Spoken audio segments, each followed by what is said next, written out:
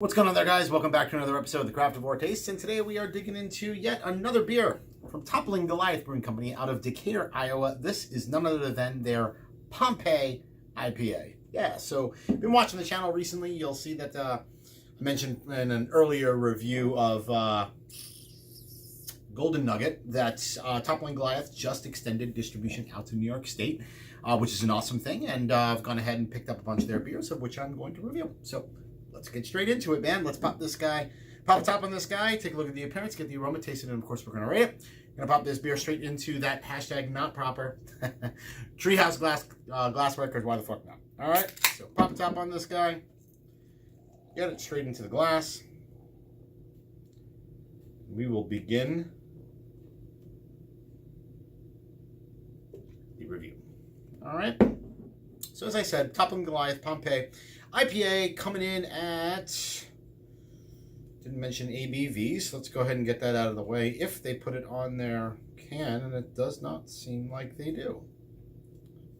Okay, so who knows? We'll see if I can try to get an ABV once I actually start tasting the beer. So how does she pour? Well, pours kind of full-on New England style haze, man. And I think I mentioned this during the Golden Nugget review. I do not remember Toppling Goliath's beers being hazy New England style. I was told by a bunch of folks that they've kind of obviously shifted towards that way in recent times. And yeah, so this is the second beer that I'm drinking from them, or actually the third on the channel, because we had King Sue a couple of months back. That's, yeah, full-on New England haze, right? So medium to medium light gold color. Looks absolutely beautiful, about a finger and a quarter of just this kind of fluffy, kind of almost off-white kind of head. Looks awesome. Let's dive our nose into it and get an aroma. Ooh. Man, so super, super nice aroma. Candied citrus. That's kind of what I get. So getting a bit of kind of like kind of dank, kind of orange kind of qualities. And I say dank because I feel like there's kind of like an undertone of a bit of kind of like earthiness, spiciness, perhaps like even maybe a little bit of kind of greenness going on. Yeah, like a bit of like a grassiness that's kind of backing up kind of like that, you know, pretty pungent citrus, mainly orange kind of note that's coming out of the beer at the moment. What's kind of interesting is I was a little concerned because this was the first shipment that we had received from Toppling Goliath, and this thing was canned literally on the 28th of December, 2018.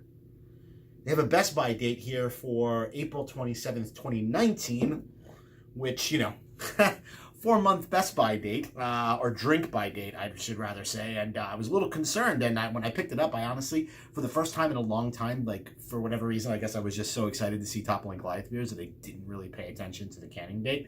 And I got it home and I was like, oh, Lord. So, yeah, I mean, just for the fact that obviously the aroma is still pretty pungent out of the can, given the fact that it's basically near the end of its drink by date, pretty impressive. But like I said, super big kind of orange, kind of tangerine kind of notes, candied citrus. It smells great. Let's go ahead and give her a taste. Cheers.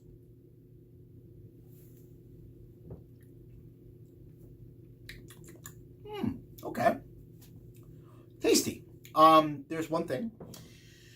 So it is coming to the end of its drink by date.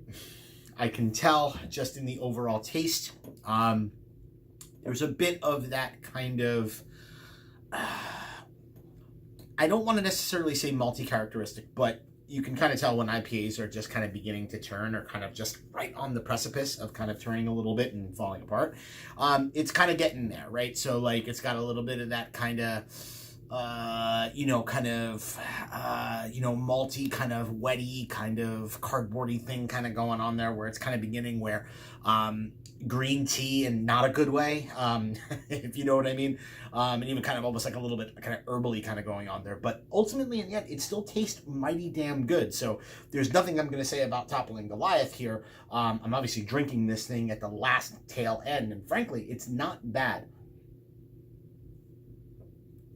Yeah, it's actually still pretty decent. So taste is obviously similar to the nose, right?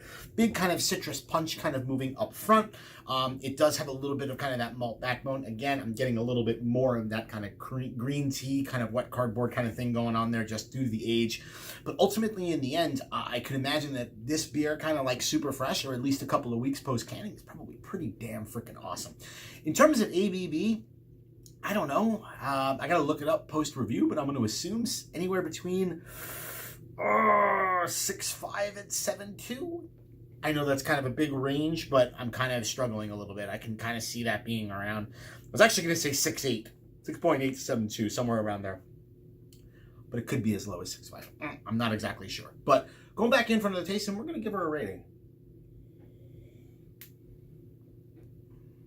Yeah, it's actually super, super nice. I can honestly see myself digging into these kind of more flagship, easily accessible Toppling Goliath beers now that they're available, you know, basically in my backyard. The Pompeis, the kind of golden nuggets, obviously the Pseudo-Sus.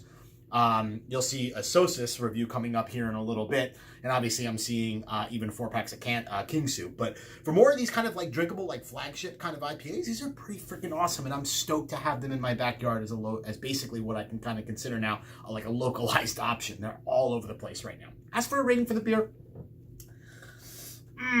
you know what? I'm not going to give it a rating. It's not fair. Held on to the can a little bit too long. Bought it when it was a little bit late. Wasn't paying attention. I guess maybe we can knock the distributor for that, but or maybe even knock Toppling Goliath. I'm not gonna though. So I'm not gonna rate the beer right now. Maybe I'm gonna go out and actually find myself a fresher can. Maybe we'll do a re-review and then I'll give the rating that it deserves. All right. So that'll do it for this episode of the Craftavore Tastes Toppling Goliath Pompeii IPA. Hope you join me again for another episode where I drink, I review, I rate, and I repeat. Cheers, guys.